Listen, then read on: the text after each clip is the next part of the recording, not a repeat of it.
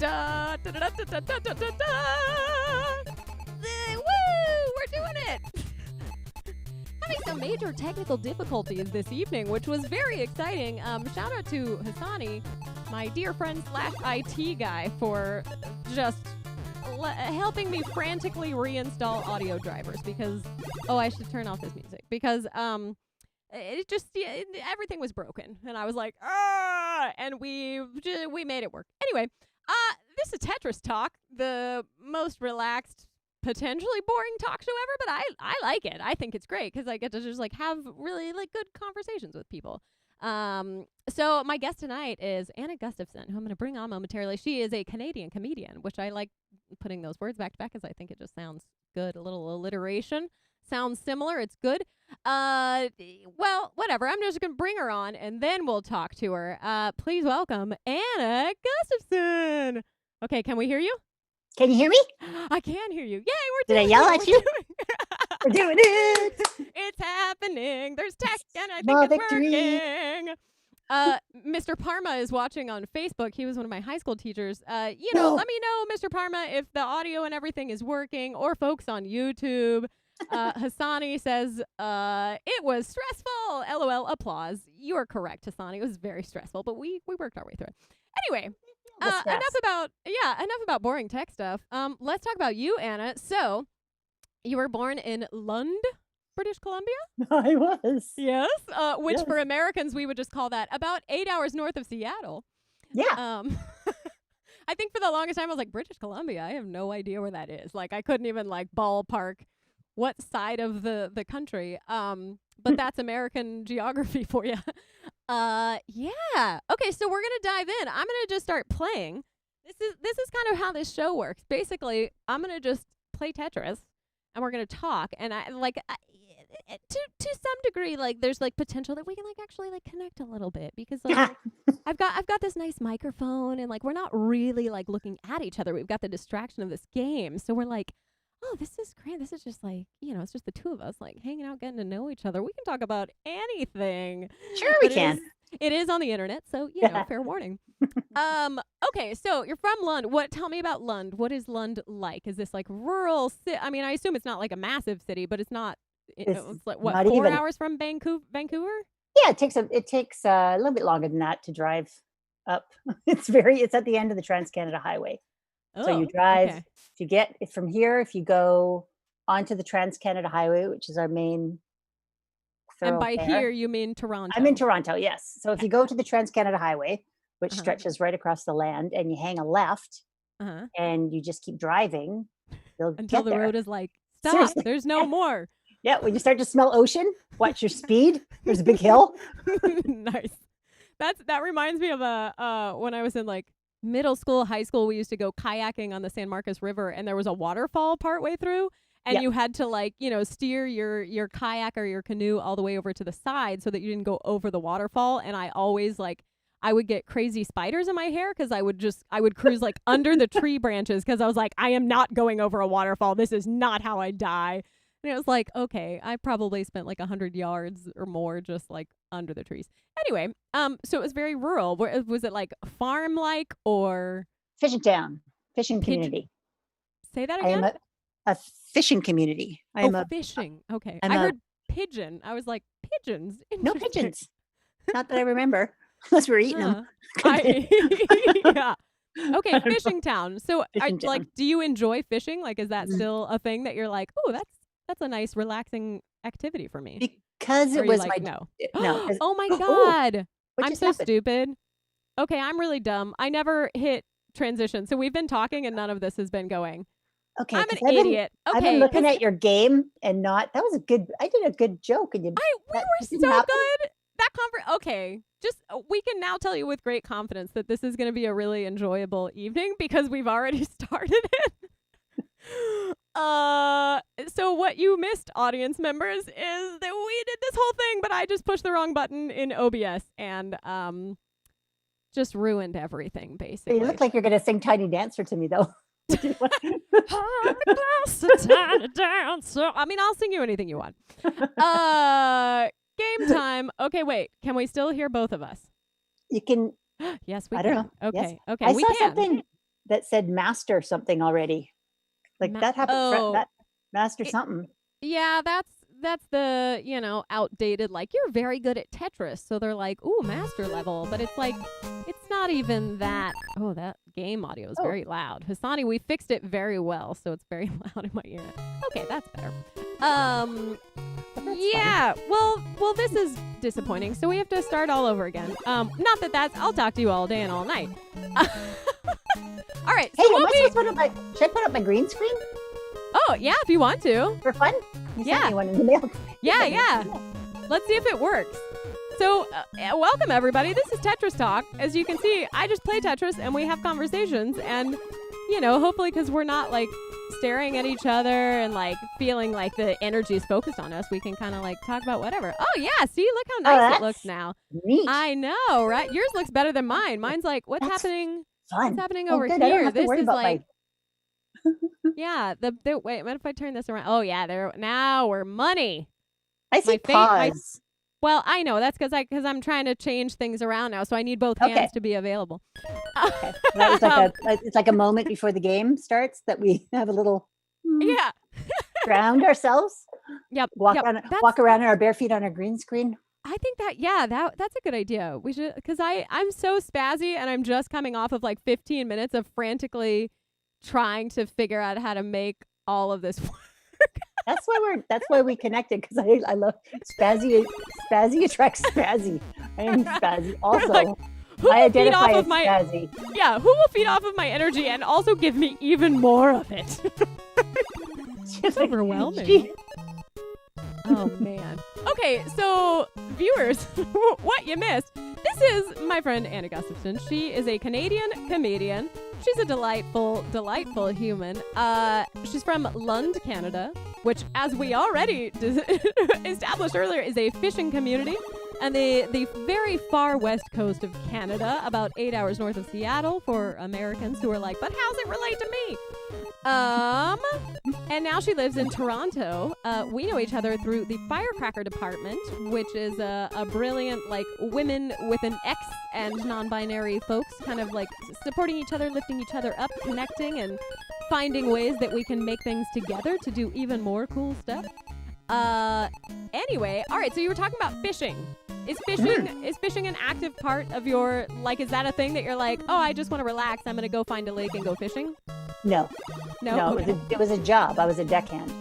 I was a child laborer for a long time. Perfect. Until I realized that my dad would say, go to summer holiday, we're going in the boat. Right. Uh-huh.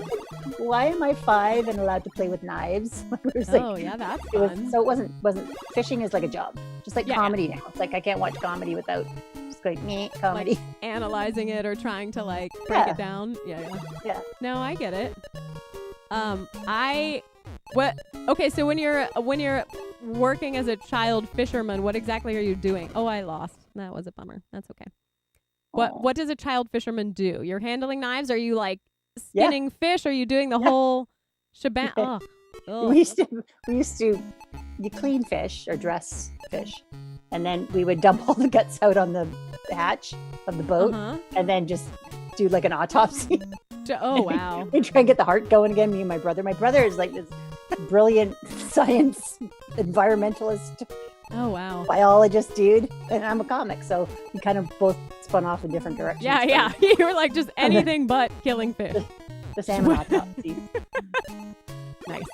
He saves them, my kids. My dad used to take us fishing because he lived on a lake in Texas, Lake Worth. He still does. But we would go out on his sailboat and we go fishing, but he would do all the gross stuff, so we didn't have to do that. But I remember one time he took us fishing, and I don't think anybody caught anything all day. And then my sister was like, I'm going to cast one more time. She didn't have bait or anything. She just cast and reeled it in as quickly as she could. She caught a fish from the outside of its mouth. Oh, yeah. It was real, and it was this like, we were just like, what? How did that happen? How big was it? It was like, in my head, it was like this big, but I was probably like 7 at the time, so it was probably Yeah, my dad used to call the biggest fish, and everybody did.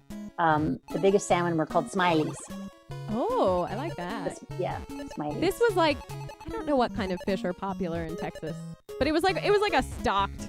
I'm not doing well at Tetris tonight. It was one of those like stocked fishing ponds where you just go there to, to just like fish, and maybe you throw it back, maybe you catch and release, or maybe you take home dinner. I don't know. Yeah, that's like no. Okay. Put my face there. Yeah. So post high school, do you go to college somewhere? Do you move to? What happens after high school? Like 5 minutes after high school, I went to hairdressing school so I could move to the city. Wow. I don't think I knew that you did hairdressing. Not many people knew that. I'll throw out some good 80s pictures every once in a while, but that's the only real. Oh, yeah, because you had the picture of going and cutting your dad's hair they would come to visit you with like the guise of, your dad needs a haircut. And you're like, you just want to come visit, but okay, I'll cut your hair. Check my medicine cabinet, make sure I'm not doing drugs. Look for That's adorable, though. It's like, I feel like as a parent, you probably have to find like creative ways to be able to connect with your kids, and you kind of take anything you can get. It was sweet. It was very sweet. I went to England to go to hairdressing school in the 80s, which is. You were like, I'm gonna get way out of London. Oh, what am I doing? Yeah. Oh yeah, you're. I don't know. I don't know. Sometimes That's I'm all just I remember from pictures. At some point, you just kind of give up on a round, and you're like, it's not worth it. It reminds me of packing. Yeah? Oh, yeah. I'm good. I mean, is it any surprise that I worked in a grocery store for a year and a half? Like, they should have called this rental truck. Oh, rental van, moving van. Have like different sized boxes and suitcases drop down from the top. Okay, wait. So you went Lund straight to the UK?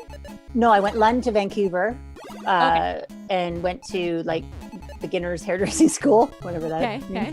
Community college, and then I went to some schooling in Vancouver, a place called Suki's, and then I went to London to Vidal Sassoon. Oh, yes, I've heard of that one. And dude, it's a dead dude. But I was good at my job, but you didn't really need to be because it was in the 80s. So it was about volume and not precision. Yeah. Which is kind of like, there's like, that could be a way to describe bad comedy. A lot of it, none of it's good. Yeah. How loud can you tell your joke? Yes. If it's very loud, you'll get a bigger response than if you whisper it quietly. How many people can you make leave? Yeah. That's amazing. Okay, so how long were you in the UK? Not long, like not even a year. Like it was not even. So it was just like the training program, and then you came right back. Yeah. Okay. And then did you come back to Vancouver? Did you go straight to Toronto? Like no. Vancouver. Say that again. When did comedy happen? Well, yeah, partly. When did comedy happen? Like, what? So what happens after the UK? This is a very appropriate game for my life. Yeah? Kind of, okay, and then I went here, and then I was like 47 apartments. We're putting all the pieces together, and that's, that's what it's all about. This is very now. See? It's great. Yeah.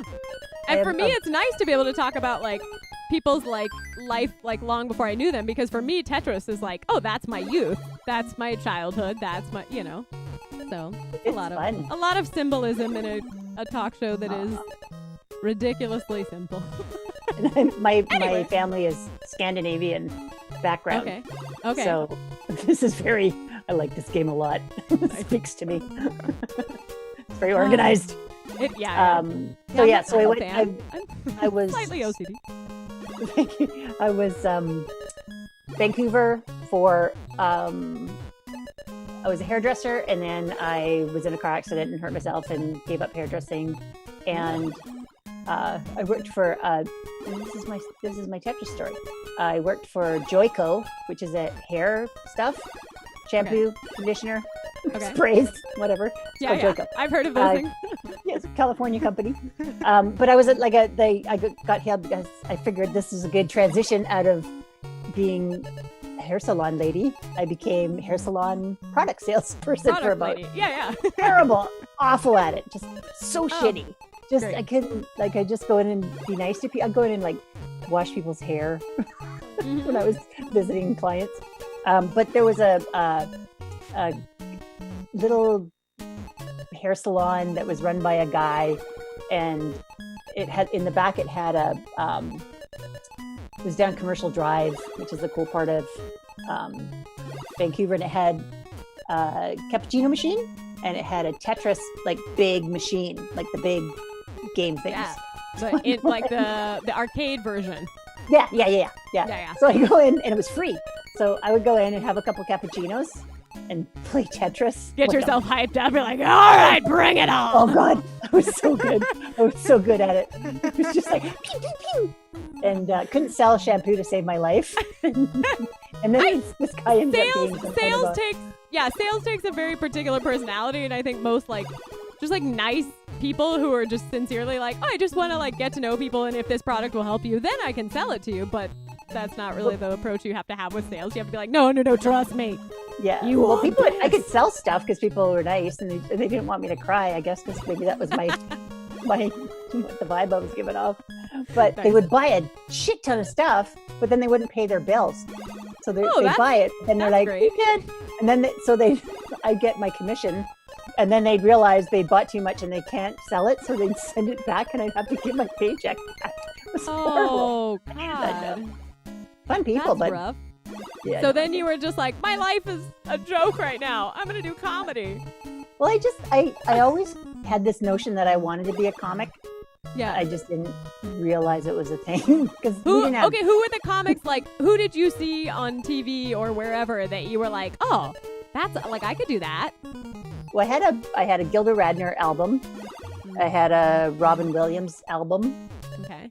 And we didn't have cable. We had the CBC, which is the Canadian Broadcast Company. So not a lot of high quality stand-up shows. Yeah. I remember seeing Jim Carrey and Howie Mandel when they were very first starting, and was pretty excited about that. And then the unknown comic used to be on the talk shows, or the night guy used to wear a paper bag on his head. Do you know who that is? Vaguely familiar. It's very. I didn't watch. I never watched a lot of stand-up. Mine was all sitcoms and things that starred stand-up comics, but after they had already kind of done their comedy thing, and they were like, "Now I want to make a TV show." What about? Did you ever watch Carol Burnett? Or are you too young for that? Ooh, it was not popular when I actually am surprised that I didn't watch it. It was not the same time as my youth. But I grew up watching I Love Lucy and Bewitched and Mary Tyler Moore. That was my jam. It was just Nick at Night all the time. I don't know. I watched it when it was appointment TV. When you what? It was appointment TV. Thursday at 7, we're going to watch that. You have to watch it at the time that it's on. Yeah, not there's Nick at Night. Isn't Nick at Night cable? I don't know. Yeah, but it wasn't you couldn't. It was not on demand. No, but it was on. But it was on. Syndication, right? It wasn't the original airing. Oh, anyway, yeah. No, Nick at Night was all, syndication. Yeah, you're right. Yeah. So your retro like, was my appointment TV. Like, I don't know what that means. So I started I started in Vancouver in the late 90s. Okay. And I was writing for a show in Vancouver that was called Dave Chalk's Computer Show. And I would take Saturday Night Live bits and I would rewrite them so that they would be about computers. It was the most bogus, plagiarized bullshit I've ever, like, I didn't know. I was like, someone said, hey, so whose jokes were you trying to change into jokes about, like, what were the sources here? Okay, so it was, at one time I would dress up like, and we do a Rosanna Dana sketch, but it would be Anna Bananarama. And I had a wig, but it was blonde. And I would sit at the table at the news desk and I would do the Rosanna Dana stuff. Yeah. Except it was always about like RAM and like who's got RAM? And then we did a remember that Mac PC you're not compatible thing? Oh yeah, with the I don't know if I'm thinking of the same one. But it was like a commercial that was played a lot. So we did commercial parodies. And me and one of the guys on the show would run through a field with our computers under the arm. We borrowed his kid. And I don't know, we're running through the field. It's all on video, like videotape. I don't know. Yeah. I haven't seen it since then, but I sure would like to find it. And then I also don't want to find it. Yeah. See, but I feel like in a lot of ways, that is the best way to start learning, is like just literally rip off what other people are doing well. So you start to get the hang of like, oh, this is an element that works. And this isn't like, it's different if you're like, oh, now I'm selling this to a TV network and I'm making money off of like stealing someone else's thing. Yeah, this is the you know, it's like, you're not going to pull off like a parody of Rosanna Dana and have people be like, wow, what original, brilliant material, you're hired. They're going to be like, oh, that's a fun ripoff of this thing that's on SNL. I have a tribute packet. Nice. Yeah. So it was that, and I would the comics in Vancouver the comedy scene was pretty small, but tight, and everybody would say, "Oh, I'm going to move to Toronto. I'm just going to move to Toronto. I'm going to move to Toronto." And a lot of people would say that and not go, and I was dumb enough to think that if you said it, you had to go, and and they always had like one excuse. So if I didn't have this, I'd go. So mine was, if I didn't have this computer show thing that I was writing on, I'd move to Toronto. So the computer show ended. Yeah, and you were like, well, and no choice now. Shit, I'm gonna go. Damn it! So I shoved all my stuff in my Jetta, and I moved to Toronto. And I met my roommate when I knocked on her door, and she was also my agent. And it was was she your agent when you were in Vancouver too? Oh, you just met her and you were like, I need a place to live and an agent. And she was like, all right. Well, her name was Connie Winkleman. Wait, that's a great name. Isn't that a great name? She's since passed away. Poor old dear, but man, she was this comedy agent in Toronto that knew my agent Elizabeth Hodgson in Vancouver. So they were friends. When Elizabeth found out I was moving to Toronto, she goes, "Oh, I got to fix you up with my friend Connie. She might have a place where she could refer you to stay." So Connie's like, "Okay, you can stay with me." I'm like, "Oh, great." She goes, "You can rent a room." I was like, "Awesome." Then she goes, "Yeah, I'll rep you if you want." I was like, "Yeah, okay." I was like, "Getting an agent is so easy." This is gonna be great. That's amazing. Yeah. But she was a kind of an agent that she would laugh, but she would sit and watch comedy, just stare in silent and smoke. And then she'd go, if you got a good one out of her, she'd say, "That's funny." And that was it. Yeah. It was like she would laugh, she would just go, "That's funny." Like a little couple beats after it was over. Yeah. I think Amy Poehler said that in an interview, that she was like, writing on a show like SNL is so weird because you'll hand off a script to one of your peers and they'll just read it and they'll be like, okay, this is the funniest thing you've ever written. Okay, yeah, it's really good. And it's just kind of like, oh, is it funny? Because you don't look like you think it's funny. And it's like, no, but that's just comedians. Comedians don't laugh at things. Like, it's, you know. I can't, I have that sort of obnoxious comedy support laugh that I do. Yeah. At the back of the room. If somebody's getting no no love from the audience. I'm like, ah! You can hear me in the back. It's like a parrot. Like I think some part of my brain, like I'm like paranoid that I have a resting bitch face, so I'm constantly like, like, look how polite and nice I look. I'm not a bitch at all. I'm very nice. But then it's like, it's my worst nightmare at like comedy open mics, especially because I can't turn it off. And then it'll be some guy getting up and just doing like dick jokes or like, and you got aren't the big smile on women your face. stupid? And nobody is laughing, but my face just looks like I would be open to laughing at it. And so he'll just like, it's you. He's like, you want to hear this one? And my face is like, please no. And he's like, all right. And I'm just like, oh, God, I hate my face right now. I do that when I go through the border. It's like I'm smuggling drugs, but I'm not. But I have the face, and I have to. And he asks me serious questions, and I'm laughing, and it's never good. There was a kid in my elementary school, Smedley, that used to. He had this when he was really nervous or he got yelled at by the teacher. And this is the 70s, so teachers used to be kind of allowed to hit us. Yeah. So he'd yell at Smedley, and then Smedley would smile and almost look like he was laughing. So you're he was in trouble. So he just got pounded. It was bad.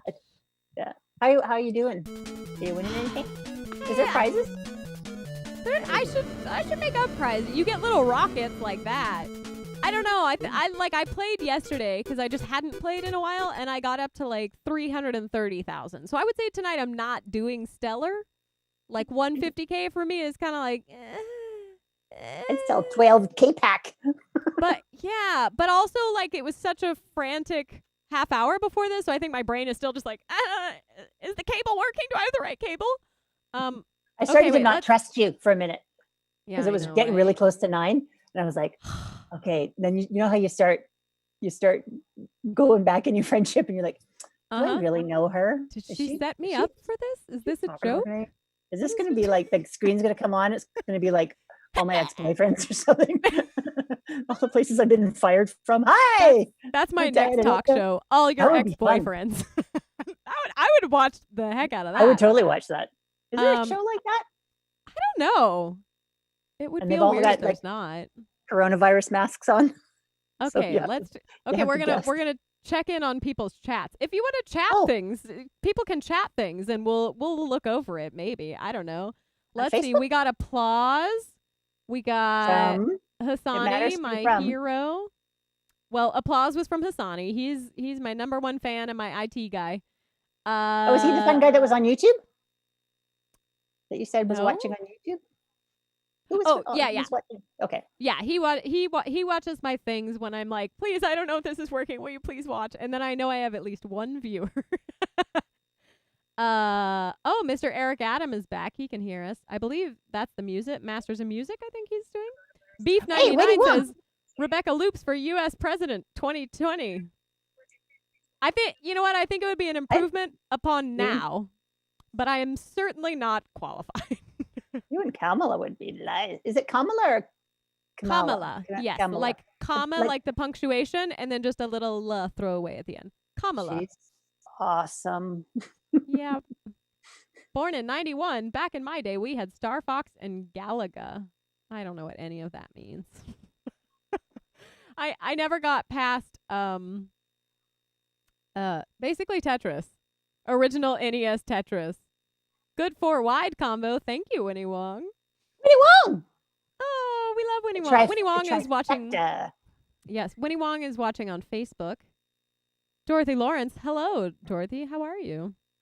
Well, it won't show me everybody's comments on Facebook. I don't really understand what's happening on the Facebook. Madrid! Madrid's my Monique. Hi, Monique. Comedy internet bud. And you're both hairstylists. Are you still a hairstylist? Yeah. Is that like a thing? Do you lose certification after a certain amount of time? Or is it just like... Certainly. Yeah. Okay. Do you still have yours? Do you keep it fresh? Or are you like, no? No. I keep it fresh in practice, not in... I have no insurance or any... If I burn somebody's head, it's on me. So, which is, I think, why you have to have your license. Perfect. Well, you know, the hairstyles are a little smaller now than the 80s, so it's like I feel like precision is more important. So more responsibility. You know, it's like if you're not really into it, you got to just move on.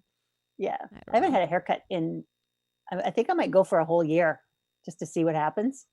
Same. I had one in November last year, and then I had a shit show of a year, and then this happened, and then relatable. So I think I'm gonna relatable. Go for the record. Oh man. Yeah, I'm in a weird state. Like, so it's kind of hard to tell right now. This is a nice silver streak right here, which I'm pretty excited about this silver streak. And then I have one right here, but then the entire top of my head right here is silver. And oh, cool. I was letting it come in naturally. It was just like kind of a muted gray, but I was like, let's just see what happens. And I did like a tour with a show that way, and it was totally fine. I was into it. I was like, this is fine. And then like dyed it again because it was like a fun thing that I wanted to be able to do with my sister. So I started dyeing my hair again because it also was like not a shiny, pretty silver. It was just like gray. So I was like, whatever. I'll just color it for a while. It'll be fun. And then I started growing it back in, and I shot a short film by myself. And part of it involved me like setting up a camera outside and then walking away from it. And it was the first time that I saw the back of my head in sunlight. And it looked like I just had a bald spot this big because it was so light and it was catching the sun. And I was like, oh, I look bald. But so now my silver's grown out like at least to here. And then I still have like the blonde tips that we were like, oh, we'll do a blonde highlight so that it transitions better. But the problem is my natural hair color that's coming in now is super dark. So I have like super dark, I have blonde, and I have silver. And it's just this strange, there's a lot happening. I don't know why we're spending so much time talking about my hair. That is the least interesting. Blonde highlights on silvery gray hair is really pretty. It looks really nice. I like the blend. I just have to, if I pull my hair up and kind of twist it like this, or like when I do this little top thing, it's cool because it's like, it'll be like a big silver in the middle and then like blonde on one side and dark on, I don't know. It's fun.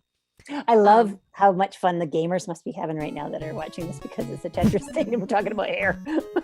Yeah. I'm like, I don't really know what to call this because it's not like, I think it's more a talk show than anything. This is not, I don't know that this would qualify as like a gamer show, but it could. I don't know. It's like a no eye contact talk show. Yeah, which that's kind of nice because then there is room to just be like, oh, I can just like the way that you can have a conversation on a phone call that you can't really in a Zoom. Yeah. You know? Yeah. Well, I've got 3 stepkids. And really? Wait, is this with the guy who is the guy? Peter. And he lives with you? This is the one you referenced the other day? Okay. Yes, he lives here. Okay. No, he doesn't. He lives somewhere else. Just the kids. I don't know. His nanny. I don't know. Yeah. You need to go, but your kids are welcome here. They used to drive him across town to school. And Peter would say that's the best time to have a conversation because you're both looking out the front window. Yeah. And it takes the pressure off. So I agree 100% with Peter. It's just something about, when you just can't see it, like, I don't know, it's like you're just talking to yourself. And we all do. Let's not pretend that we don't all talk to ourselves. That's what I have to tell myself. On your headphones? When you don't want to talk to somebody? Yeah. If you're in the store and you see someone you're like, oh, hi, yeah. Make up conversations. I've done that so many times. See, I was thinking talking to myself in my headphones, like literally just sitting in my room with my headphones on. I don't exactly do that, but I did find that practicing music with headphones on was nice because then I don't like talking into this mic. I can hear myself in my own headphones right now, and it makes me not push as much. Like when I talk in a Zoom call without this, I'm like talking like this because I feel the need to project so my camera mic can pick it up. But when it's like this, I can just be like, oh, this is great. And it just feels more, I always think I have corona after a Skype session or a Zoom session. So like, something's wrong with my throat. It's because I haven't been using my voice. Yeah. It's because I'm screaming into a computer all the time. Yeah. Living the dream. Okay. That's good. You're almost at the top. Well, that's bad. You don't want to be at the top. Oh, is that bad? Okay. Yeah, because once it goes, yeah, I'm killing it. This is exactly. See, it goes like that, and then they overlap, and then the game is over. So the goal is partly just to never have that happen. Like you just want to always have them stay at the bottom and go away. But then if you get 4 at a time, you get a lot more points. So it depends if you're just going for like, I just want to get as many lines as possible, and then you can just get 1 at a time. Or do you want to get a really high score, and then you got to aim for the 4s. But the problem is you build up 4 lines and then more, but because it just doesn't give you the line, and then you get screwed at the end because you're like, I was waiting for that line and it never gave me one. If there's questions, I'm going to fake my internet goes out. Yeah. Okay, you know, do you have... Oh, go ahead. My favorite part is when you almost... I don't know if you're almost winning or almost losing. I haven't figured that out yet. But then the storage locker door comes down. Oh, yeah. That's me losing. That means that the game is over. And then the storage locker comes. I like the storage locker. That's the most perfect, accurate description of it. Okay, have you had any like funny bits or anything that you're like, oh, I want to try this in front of some people and see if they think this is funny? Or are you just like, I don't care about comedy right now? Is that people meaning you and winning one? Yeah. Like, do you want to test out some bits here, or are you like, that feels terrible? I have no bits. You have no bits? No funny thoughts that have occurred to you recently that you're like, oh sure, yeah, like funny thoughts all day long, but okay. None that you wrote down that you want to share with our, I don't know, 3 viewers between YouTube and Twitch and all the other. I don't know how many are watching on Facebook. Everybody gets one. Everybody gets one joke. Okay, good. I have scrunchies are back. That's exciting. And that's all it is. I haven't gotten into any bits at all. I like that's just the whole, well, it's like, there's something there of like, because we all just wear sweatpants all the time, right? Or shorts or something. So it's like the sweatpants of the head. I don't know. There's definitely like a COVID. Of the head. There's definitely a COVID connection to scrunchies. How to show that you've given up, but only from here up. Yeah. When business on top and party on the bottom is just not enough to match your needs, you can be party on the top and party on the bottom. That's what I was thinking. Zoom is like business on the top and party on the bottom. It's like Zoom's like the digital mullet. Yeah, 100%. Yeah. Because you're all like, and then God knows what I've got on. Yep. I did a Zoom call with somebody that I was teaching them how to do something. And either she was wearing like nude color leggings or she literally had no pants on at all and just had no idea that because this is a woman who is always like very like has perfect makeup and always, you know. And then she was like, "Oh, I gotta go turn this thing," and she got up and walked away. And I was just like, "Oh, look away! Maintain her dignity. Don't like." She was like, "I think that's nakedness. I think she's naked, and I feel awkward." And then I waited till she was back, and I was like, "Okay, all right, we're okay now." It's a weird world. Like, God, it's weird. Very weird. Catching people in your walking through your shot. I could be catching up with a buddy. I could be auditioning. I could be having an interview, and anytime during the day, a naked man could walk in behind me. Same one, but it could happen. Yeah, or a different naked man. You never know. Things are weird. Or the neighbors. I've got neighbors. My neighbor's porch. They spend a lot of time on their porch, and they're very chatty and friendly. Sometimes when I'm on a show, I can see one like, waving away. Nice. Grace, I'm busy. What was I gonna? Oh, yeah. I didn't think that I would have the naked thing happen to me. Partly because, like, you know, I live with roommates who don't really come in my room, and that's not a thing. But then I failed at it. But I was trying to run the Antidote live stream from Texas when I went back to visit family, and I like went in my mom's room and like shut myself in. I was doing the whole thing, and then the kids got showered in a different bathroom or something, and then they come running in naked, and I was just like.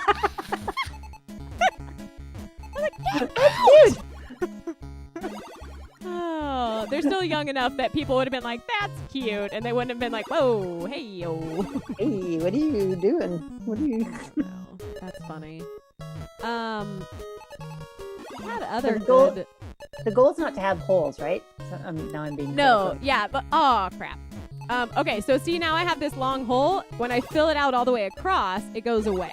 But if I leave a hole, now I have to like dig out that hole. Okay, so you have to get one on the far side? Yeah, so like I have to dig out this next hole, so I have to fill in on the far left. And so now I've made it where only a line is going to fit there all the way. Oh, but I can do this and get that top one. Oh, Tetris right here. Oh, there 4 you go. lines. Oh. It makes the screen flash like that, and that gives you the most points. Oh, I should have done that somewhere else. I should have done that somewhere else too. See, I was trying to. What? Is there noises? Like there's noise. You can't hear the noises because good. Technologically, it's a lot. It feels like something's missing. Oh, that's a good one. No, yeah, that was good. Yeah. Oh my God, the technical setup for this. So Hassani is like my go-to guy. Like, so we met through YouTube, literally. Like, one of my videos went viral at some point, and he saw it, and he subscribed to my channel. And just whenever I would post stuff, he'd always comment and be like, "Oh, that was great," or he'd have like a funnier, more witty response to whatever I had made. But he was just always there. And then my sister died, and I made a video, and I said, "Hey, if you're willing and able, I'd love for you to make a donation to this research organization." And then and the hospital was set up so that we would get notified of people who donated, and he donated. And I was just like, what? I was like, this dude is awesome. And we just over time ended up actually talking, because I think he commented and said like, oh, I do IT stuff, so if you ever have like computer issues, let me. And I immediately was like, what is your phone number? So yeah, and like he plays video games online, so he's used OBS, and like he loves a good challenge when it comes to puzzles and things. So like I will just email him randomly at like 3 a.m, and I'll be like, here's the idea. I want to be able to play music live with somebody else via Zoom, and I know that there's delay issues, but I think if I use this filter, I can add the da-da-da-da-da and stuff that any normal human being would read and be like, I don't know anything they're talking about. Can you please stop sending me these emails? And he's like, okay, I've done some research, and I think maybe this is an option. And then we get on and we just geek out. And so today, actually, we figured out I could play my ukulele live here, and you could sing along to what I am playing. Like, I could also harmonize with you or whatever, and we could actually live stream that. And to my knowledge, I have not seen anybody do that successfully yet, because there's all these like delays and things that factor in. Like, if I just clap like this and you try to clap with me, it's not going to sound right. So yeah, it gets all wonky and weird, but we figured it out. So now I just need to find like a singer to try it with me. And do you sing? No. Oh, I was like, I mean, do you say it like, what's your stance on music generally? Are you like a casual singer? Do you like karaoke? Oh, I sing. I sing. I am self-conscious about not being able to sing, so I whistle. But now I'm getting like cat bum lips from like a smoker's lips from whistling. I'm getting those wrinkles like smoke. Somebody asked if I smoke. I'm like, exactly. No. I know exactly what you're talking about. Yeah. It's from my lightheartedness. Okay, wait. Can we? I don't want to wrinkle your lips more, but can we get a little whistle sample? I'd rather sing. Just so I can, really? Okay. No, what like a whistle sample? Just do it. Okay. My brother's. No, yeah. Oh, okay. Zoom is kind of like, I don't know what to do without audio. I think that's background noise. No, my brother's really good at whistling, and I can do a ridiculously loud whistle without my hands. I can do that one.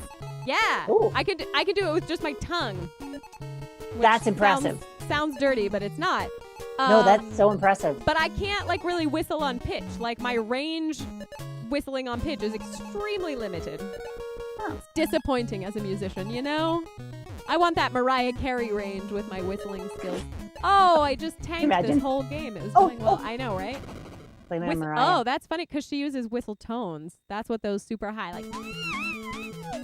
I can't really do it, but oh look, see now it's a spaceship and the castle takes off, or the palace takes off, because I got over Taj Mahal. Some amount, 125,000, 100,000. I don't know what the amount is. Is this in Bitcoin? No. Is that how many Bitcoins you win? Bitcoin did not exist when this was invented in 84. I'm pretty sure it was 84. That's a joke. That's my digital joke. Your digital joke. Comedians should get paid in Bitcoin for every new bit they write. That's good. Yeah, I'm like, oh, but what is the value of Bitcoin? Because that could really vary. There's somehow that ties in. I totally fizzled out on trying to follow up on what that leads to. I was like, nah, I don't like it. Oh, this is a good one. Yeah, see, this is going well. See, there's no holes yet. But now, okay, good. So I could only put a line here because there's 3 on either side of it. So I kind of trapped myself. But it's okay because now I got another line. You're going to be an excellent dementia patient one day. You're going to keep your brain like you're going to be it's like, good. Like I'm I feel fine. Like I feel like this is good for my brain. Like, it keeps my hand-eye coordination on point. And, well, we're going to do that. I don't like that because now I have the holes open again, but that's okay.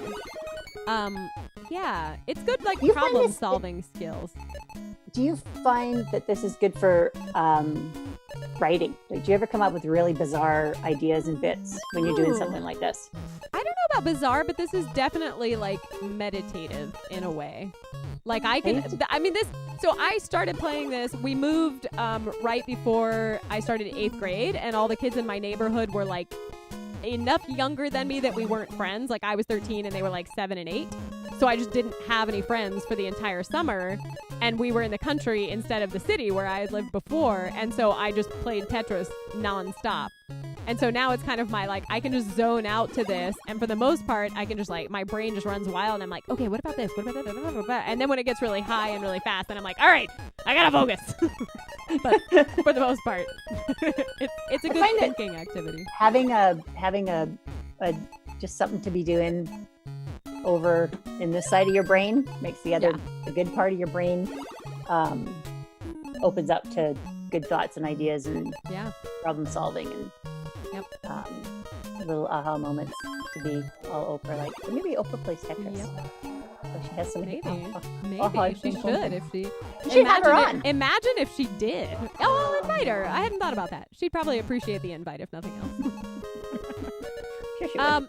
Okay, so okay, well, and by the way, like anything I ask you, you're welcome to just be like, I don't want to talk about that, and then we won't talk about it. How'd you get involved at Gilda's? Like, what first introduced you to I mean, obviously you were a fan of Gilda Radner, so I assume when a place opened that was called Gilda's Club, you were like, what? Can I be involved? What is this? Totally. Yeah, and that was they had this big, huge gala that every comic wanted to be on. It was such a big deal and very fancy and dress up. And this is Toronto, yes. In Toronto, yeah. It went on for years and years and years. But they didn't have a lot of comedy around the clubhouse.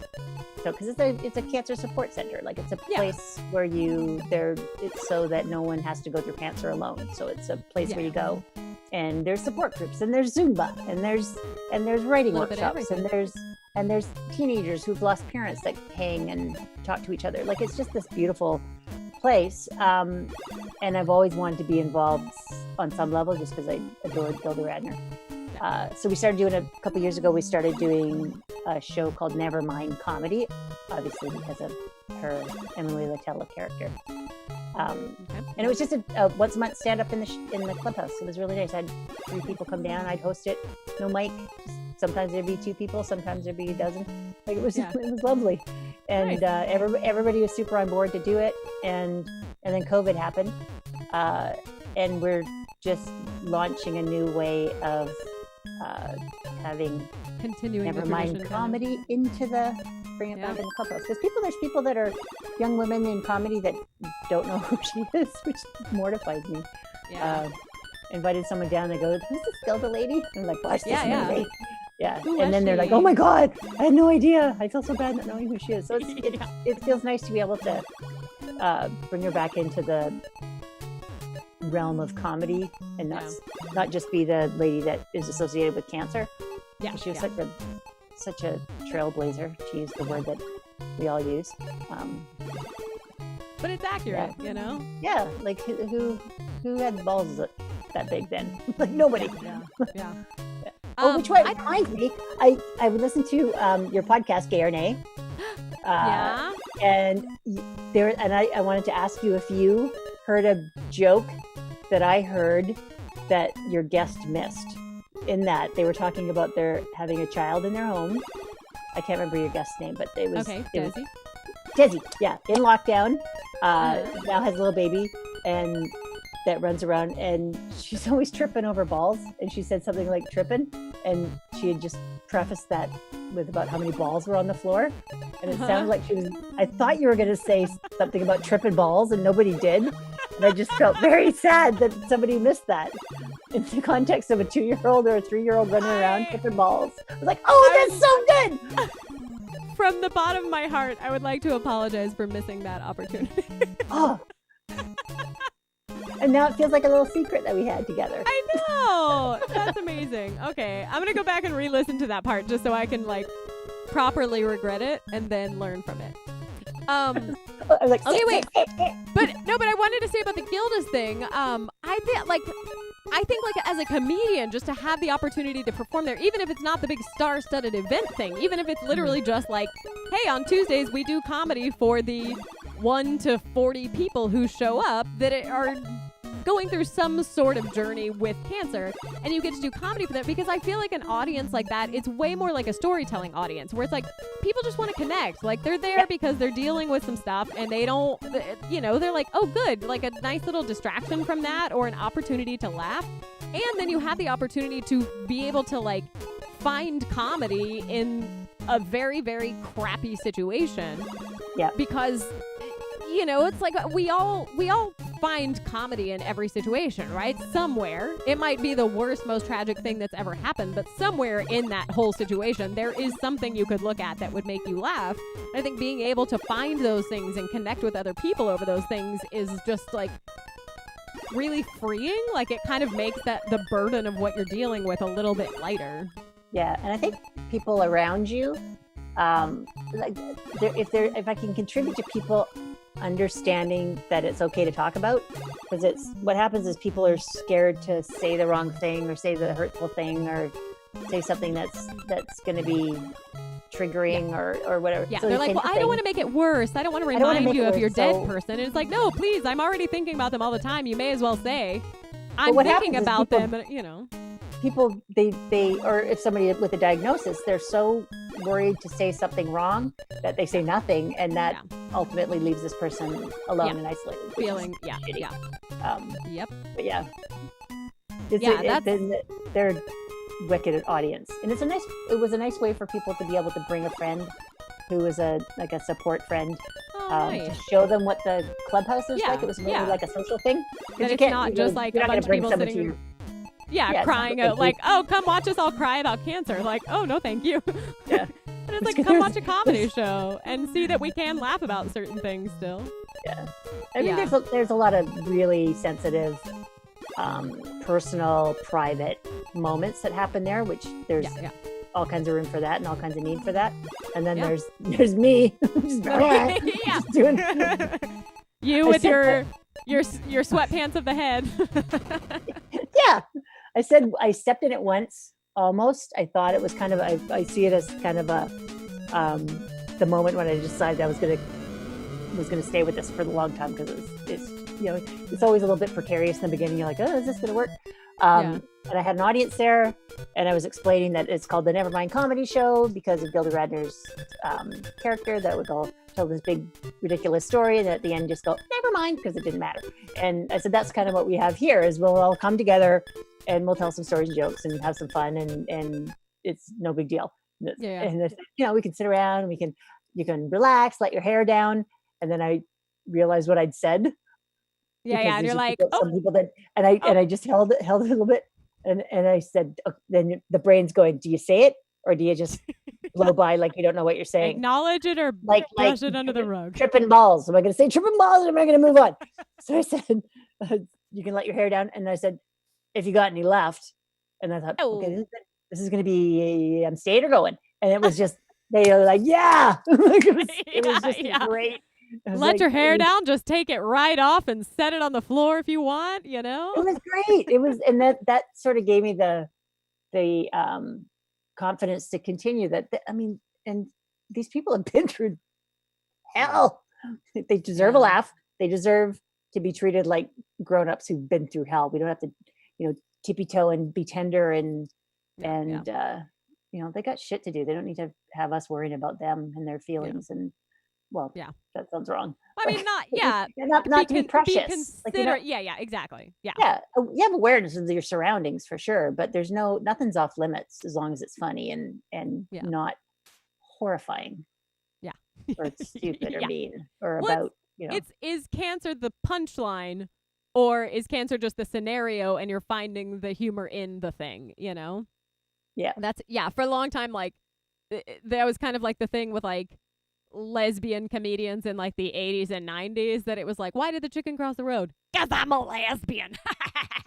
And I was just like, oh, lesbians are not humans. They're two-dimensional caricatures. I don't want to be that. I was like, ooh. No, I love that you have that comedy show going at Gilda's. I think that's awesome. I'm excited to see kind of how you reshape it for our current world, because I think some of the best laughs I've ever had in my life were in like support groups for various just like really difficult things. Like I did a bereavement support group at Gilda's Club after my sister died, and just like being able to go in there and be like, this is this god awful thing that happened. And all I could think about was this, and everybody just laughs because they're like, oh, me too, like, oh my God. So I had, Robin Duke, no, one of the original Saturday Night Live humans. She's do you watch Schitt's Creek? I have seen some of it. I have not gotten my hooked in it, but there's a character that she plays where she's has the blouse barn or something. It's like a lady store, and she's like the lady in a small town that owns a store, and she does it perfectly. But anyway, she is a breast cancer survivor. She came down to the clubhouse, and she had one woman show that she wanted to tweak a bit and workshop, and it was called, oh Jesus, but it was about her cancer journey, and damn it, I'll think of it. Oh shit, Robin, I'm so sorry. Anyways, so she came down. I don't know. And can we Google it? We kind of it's will in my it brain. show up if we Google it? Okay, you keep talking. I'll look it up. Do you know that freaking brain shit that happens with your COVID brain? It's so I can't reach back in and get words like I used to. I hope that changes. Anyways, I recognize her. You've been Jesus. Testing out the solo show. It was beautiful. She came in and kind of workshopped it with a group of people that had been through the same thing. So she had like these old bras that she made into like new things because she didn't need them anymore. She had so she had like flower pots and oh God. Anyways, I feel like such an ass. I'm Googling, but I can't find the name of it. She's part of a group called Women Fully Clothed, and that's been her main stuff that's been going on in the last while. And they've been bringing the show back, and they were doing a lot more shows and touring a little bit and bringing the band back together. And they're so funny and it's so good. And you've been something. You've been cut. You've been. Oh no. Okay, I'm gonna try one more search. Somebody help me. Where's Winnie Wong? Right? Somebody on the internet. Hassani, you're good at finding answers. You've been Naomi. Cancer? Naomi, what's Robin's show? Robin Duke's Naomi show. Watching? Naomi, are you still watching? I think I'm talking to her like she's Siri. She's in the chat room. She's in and there's a Siri? delay. And I'm Siri? Hey Naomi, please tell me. Hey, could I ask Siri? Maybe. Winnie wants a haiku on digital mullets. Do you think you can give her that before we go? What's a haiku? I don't even know the format. Is that the 575? Is it 575? Is it 575? Oh, it is. I was right. Oh, look at me. So a digital Scrunchy mullet on the head. Oh, wait. What are we making this about? Robin mullets. Duke. Naomi says Robin Duke, but then what's thinking Robin's super hard? One woman show called? She's thinking super hard. I'm here thinking super hard. Wait, now what did Winnie ask for? What was she the haiku about digital mullets? Oh, see, and I was going back to the scrunch. I still like it. During COVID outbreak. During COVID. No, that's too many syllables. Only seen from the shoulders up. From shoulders up. Oh, yeah. See, but I still like scrunchy on the head. Yeah, I know. Did you? I'm all about this scrunchy now. I'm into the scrunchy bits. Business in the front, party in the back. No, we just need 7. Scrunchy on the top. I don't like doing things live. I like to prepare. I told Naomi this. This is my worst nightmare. I like to be organized. You can come back again sometime and you can just write the entire thing. This is me getting messy. Look at me. This is me doing improv. Nobody would want to see this. No. And before the show started, I opened with a great bit that sounded like I was just making it up. So, but no, I'm not doing it now. Wait, no, can you give me what my line was and then you can do it again? Where's Lund? Where's yeah. Your hometown? Okay, wait. So Anna, you're from Lund, is that correct? I am. Okay, and where is that exactly? Lund is at the very western end of the Trans-Canada Highway, which is our major thoroughfare that goes from the East Coast to the West Coast. And it's, if you wanted to get there from here, from Toronto, see, I'm tanking now. This is like late night. You're so Friday not committed to this anymore. You're Friday like, no. Okay, so if you want to get there from Toronto, you go to the Trans-Canada Highway, that big highway, and you hang a left. That's the directions. How can I love it? That's my opening bit. I love it. But what's funny though is I didn't understand that was a joke because I was just like, oh no, that's the direct. Because I know. Well, okay. Because I was I-10. Interstate 10 is the entire southern half of the United States. And so we lived off of I-10 relatively close. And then I went to college off of I-10, but 8 hours east in San Antonio. What am I talking about? In Baton Rouge. And then my grandfather lived, and my grandparents lived in El Paso when they were alive. And it was always like when you crossed the state line, there was a sign that said, "Welcome to Texas." And then the next sign said, El Paso, 850 something miles, which I don't know what that is in kilometers. I don't know if miles mean anything to you as a Canadian. But it's a very, very long way. Yes. Yeah, I don't know. It's just we have Texans a big bragging sign about. in London that says it's the end of the road. Big thing.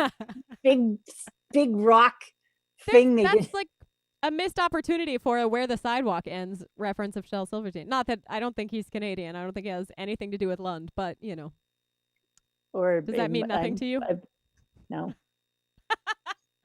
Shel Silverstein, do you know that name? He wrote like funny poems. Speaking of haikus, I don't know that he did haikus, but it was like in my head when I was a kid, they were funny poems. But then I looked at a Shel Silverstein book not too long ago, and it was like it was all real dark. Like I was like, I feel like these are all poems about people dying. Anyway, okay. You've been hacked. With Robin Duke, one woman show. You've been hacked. God, why couldn't I remember that? Is it somewhere that we can see it? Robin Duke. It's it's a show that she did. Live? And it's a live.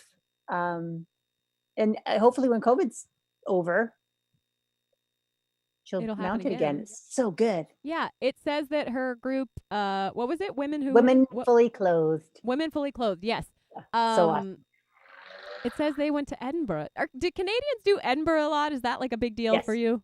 Yeah. Oh, see, Americans I don't know very many, like a few people from like the comedy and improv scene who have taken shows there, but it's just not a thing. And I listened to like a British podcast, Griefcast actually.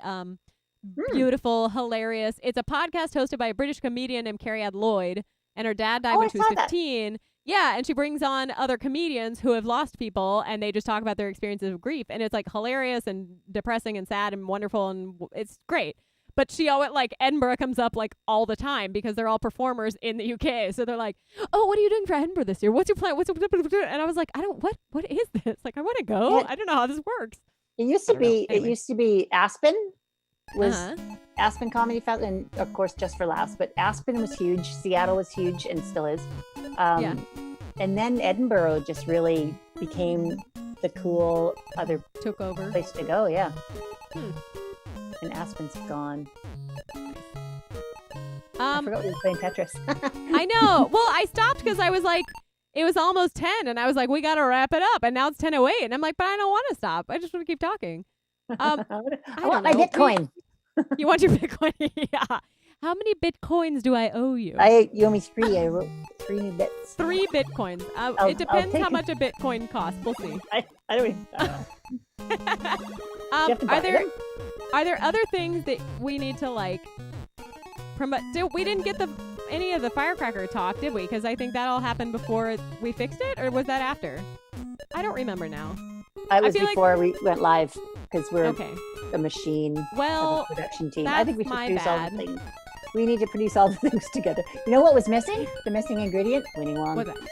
When I know. We needed Winnie here to tell me that my video wasn't live. And then I would be like, oh, you're so smart. You're such a great producer.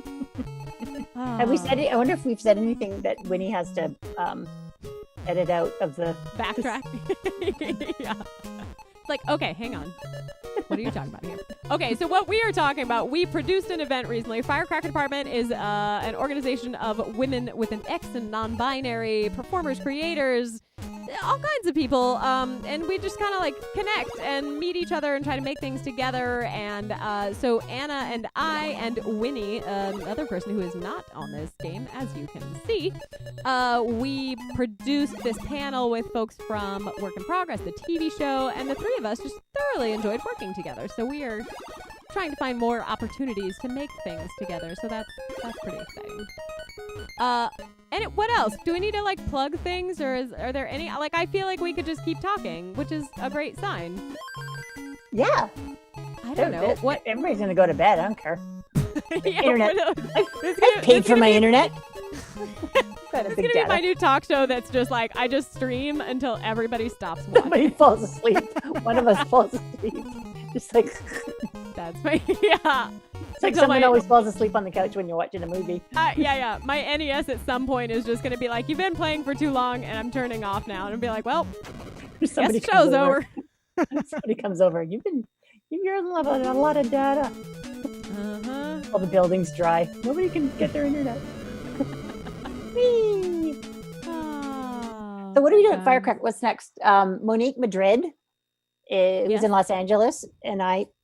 The last Wednesday of the month, we take over Twitter with the intention of finding funny women with an X and non-binary folks that are on Twitter that are amazing, that, you know, just get lost in the garbage fire vortex that it is. Yeah. But there are some sick writers lurking on this is so mesmerizing. Lurking on Twitter. So we go on, we take over the Firecracker Department Twitter account, and we try and find people to boost all day long, which is kind of like screaming into the wind when you don't have like when you're at the beginning of your efforts. But we're just acting like we've got a audience like Oprah Winfrey. Yeah. We just go for it. Yeah, you just have to start making the thing, and eventually the people will be like, "Ooh, if you build it, they will come. They will come, and then they will block you." Yeah. And then they'll start commenting on your things about how much you don't know. What's a reply guy that's a lady? Is there a word for that? Wait, say that again? You know what a reply guy is, right? Like somebody that replies to a dude that originally started to think.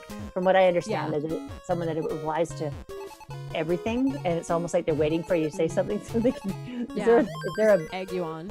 Yeah, is there a lady version of that? Oh.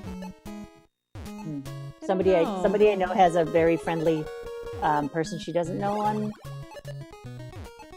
one of the social media platforms, and they're weirded out by somebody, and they want to identify what it is.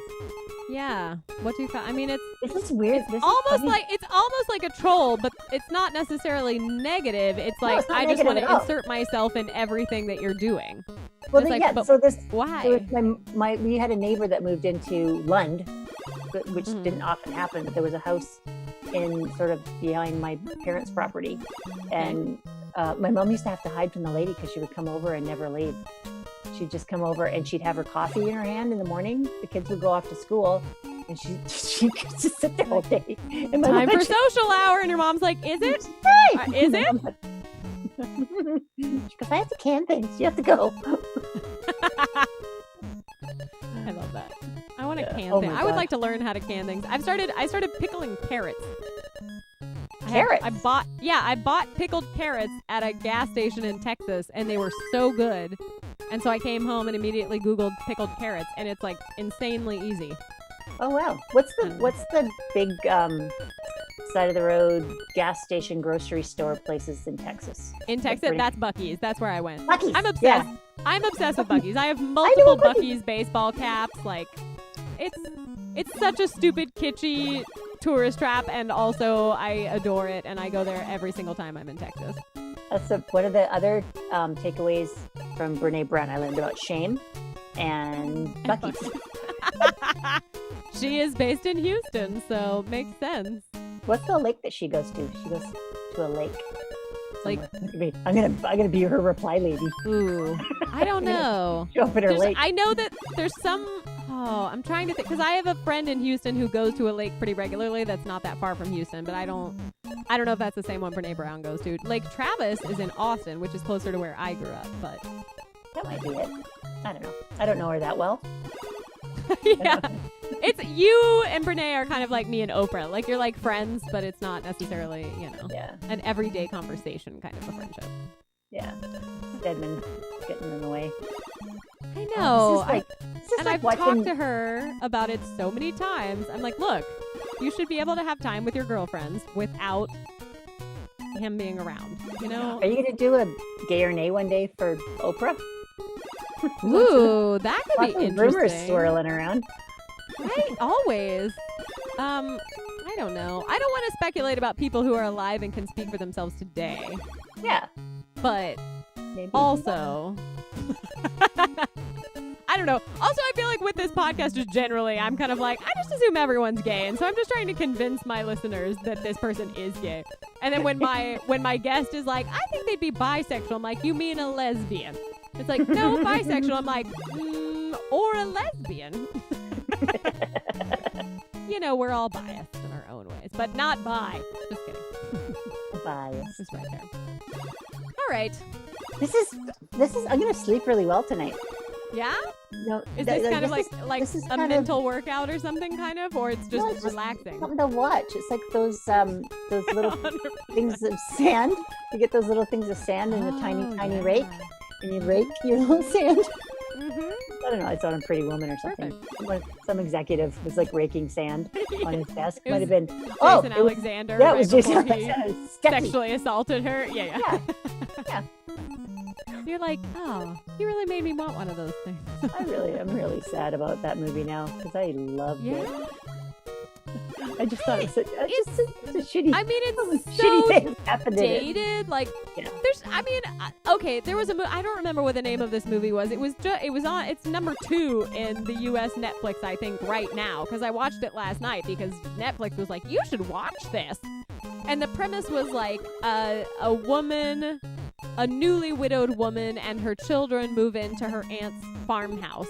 And she has to learn how to be a farmer or whatever, And I was like, all right, like, I love a good, like, grief story. Like, bring it on. But it felt like it was a made-for-TV Lifetime movie written in, like, the early 90s. Because it was, like, so painfully white and so dated. And so, like, I was like, who It's like the guy that came to fix the internet or something. Or I guess, what do you have on the farm? Come to the vet come to fix the horse, and he's super hot. And they fall in love. Yeah, no, it was actually the full-time farmhand who was super hot and who she falls in love with. And he has to teach her how to be a farmer, but she's just so bad at it. I'm not good. I get my fingernails dirty. I'm from the city. I hate that shit. Yeah. I mean, I still watched the entire thing, but I was just like, this is... And it's not... I'm not even like... I can't not watch a whole movie. If I turn a movie off partway through, it is a disaster. I can't, like, it's like you have to know how it ends, even if it was terrible. Yeah. Like, you can't leave the unknown hanging. Can you sleep with, like, a radio on or a TV on? Me, no. Yeah, see, for me, it's like, but the story has begun, and now I need to follow through to the end of this story, even if it's just a song. I'm like, but that song is a story, and I must know how it ends, even though I've heard this song 8 million times. I'm going to write that haiku. Yeah. Go for it. No, but this movie, like, it's not even that I think, like, oh, this was written by a terrible writer. I think it was like, this was written by like 17 different writers that just had to keep passing, like, that the studio was like, all right, you're fired. Here's the new writer. And this person was like, what do you want me to do with this? This is not good. How do I fix it? And it just kept getting worse and worse with every new writer. And eventually they were like, well, time to shoot, so I guess the script is done. Do you think they took a movie like a Blockbuster, like Pretty Woman or one of those shows, Working Girl, and they go, hey, writers, make this movie, but not exactly, but put a farm in it. They did what you did with Banana Rama Lama, whatever you named the character. Yeah. Except it was a Hollywood production, and they put a lot of money into it, and they expected people to enjoy it. So Pretty Woman-ish.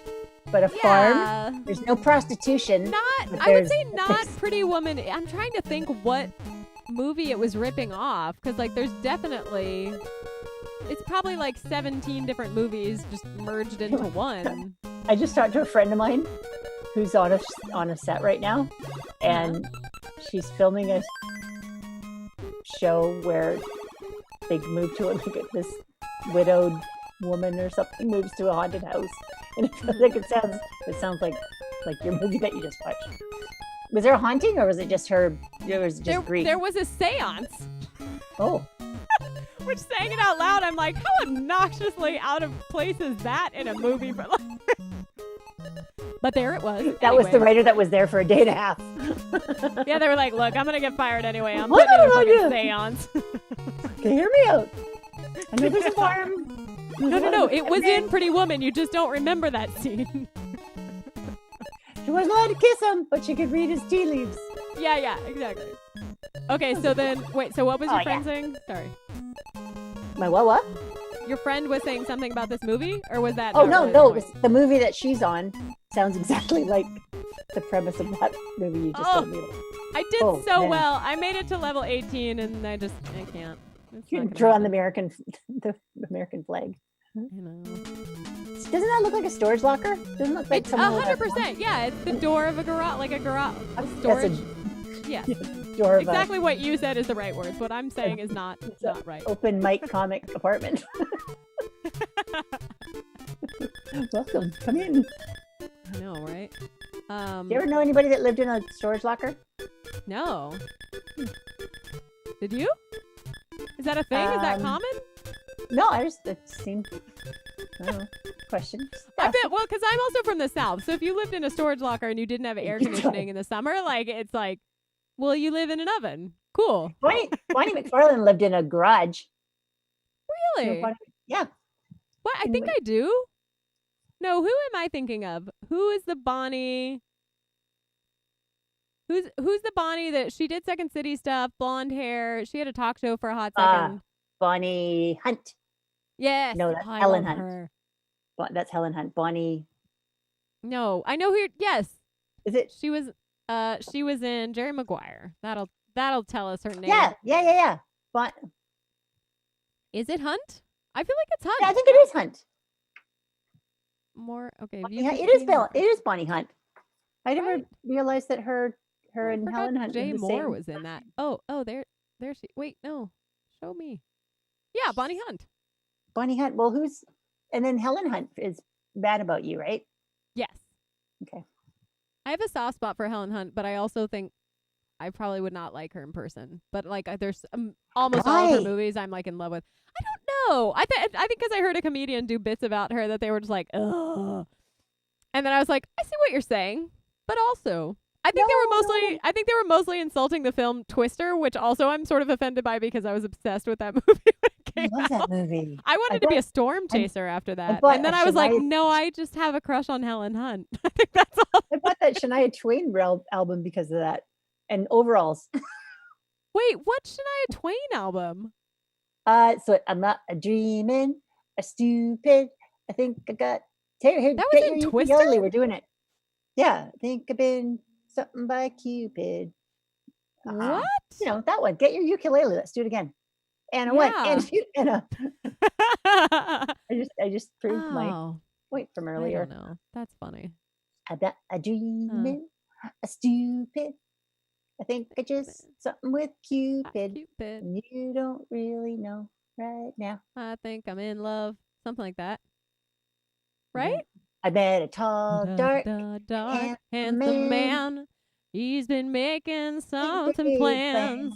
You don't really know right now. This is wrong. I'm not low. I can sing like a bugger when I'm home alone. No one needs to know. I'm the fourth gypsy chick when nobody's around. Like I just let her rip. Oh no, I'm the fourth chick. Now they're the chicks. I'm the chick. That's amazing. What time is it? No one knows right now. Yeah. Okay. Yeah, good talks. It's like 10:30. I know. We should stop. If anybody is still watching, we should let them go do something else. Fully clothed. Fully clothed. Oh, that's Winnie. That's from like a half hour ago. I know, right? There she already left. She's Robin like, Duke I'm in bed now. Everyone left 20 minutes ago. They were like, this show is supposed to be 1 hour long. They're still late. Oh, see, Winnie had it. Bonnie Hunt. She nailed it. Okay. Of course. No, and she knew no one needs to know is the name of the Shania Twain's song. Winnie, you should just be in the Zoom for every show that I ever do, and you can just be my fact checker. Yeah. Somebody should. Somebody's got to keep me in line. Have like Winnie Wong's head, and then like a little Tinkerbell, and she just like hovers at the top and fact checks. It's like a little Tinkerbell with red glasses, and she's like flying around like a little bee. That's amazing. That's the fun. So my cousin Emily is the producer on my podcast, and she's in the Zoom for the recording, but she just has her video off, and then she just drops stuff in the chat. And it's just so delightful that I'm just like, oh yeah, and then there's something like this, and then I just keep going, and then there it is in the chat. And I'm like, oh, thank you, Emily. Like I just need a full-time person that just like listens. I mean, I guess that would just be like Siri or something like that, or Alexa. Therapy. Or therapy. Yeah. Oh man. Do people have podcasts so that they can talk about their feelings and not have to pay for therapy? I bet you. I heard so Casey Neistat is this big YouTuber, and he has a podcast with his wife, and they just talk about they just started a podcast about their relationship, and I've never listened to it. I love his videos, but I was like, I don't know that I really need to listen to a podcast about someone else's relationship. I'm like, I need my own relationship. But yeah, especially when there's no tips. Yeah. It's just talking about it. Yeah. Just listening to. But I mean, I could see if you're like, oh, I'm in a relationship and I'm having issues. Like, I want to hear other people's issues. I don't know. Yeah, it's that weird thing. I mean, we did the after show for, oh man, who was it? The live one? Yeah. Who was the, what's the name of the performer with a writer performer we were talking about? But she was talking about how, yes, please. Thank you. Thank you, Winnie, Anna. I got to check Tinkerbell. She was, but she was talking about that, it's not, oh my God. Hassani said 1 Bitcoin is currently $11,618.90. So I cannot. Yes, 1 Bitcoin. So I cannot pay you 3 Bitcoins. I want 3. I'll sell for 1. You know what? I'll call Oprah. She can afford it. I can't. But you know. How do you make it rain with Bitcoins? Yeah. So anyway, Carmen Aguirre. Oh my God, we just thought of that at the same time. Carmen Aguirre. I got her book right there.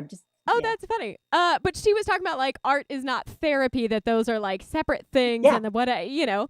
And I was like, but for me, like I think it's part of the process. Like I think like there's some things that you can just like process in therapy and you just deal with there, and then that's enough. And then there are other things that is like, okay, I've done that processing and that thinking and everything, but now, Winnie just chimed in, Carmen Aguirre. But then like some things, it's like, okay, but now this is a thing I feel like I need to share with an audience, and I need to connect with an audience over it. And I need like for me, it's like the reason that I want to work in film and television, I want to tell stories, is because the stories that I've seen have done so much to help me through my own stories. Yeah. So it's like, it's a weird balance of like, I value my privacy, and I consider myself a private person as far as like a YouTuber goes, because I feel like so many YouTube videos are like, look at every detail of my life. But even with them, there's still stuff that they're not sharing with you, you know.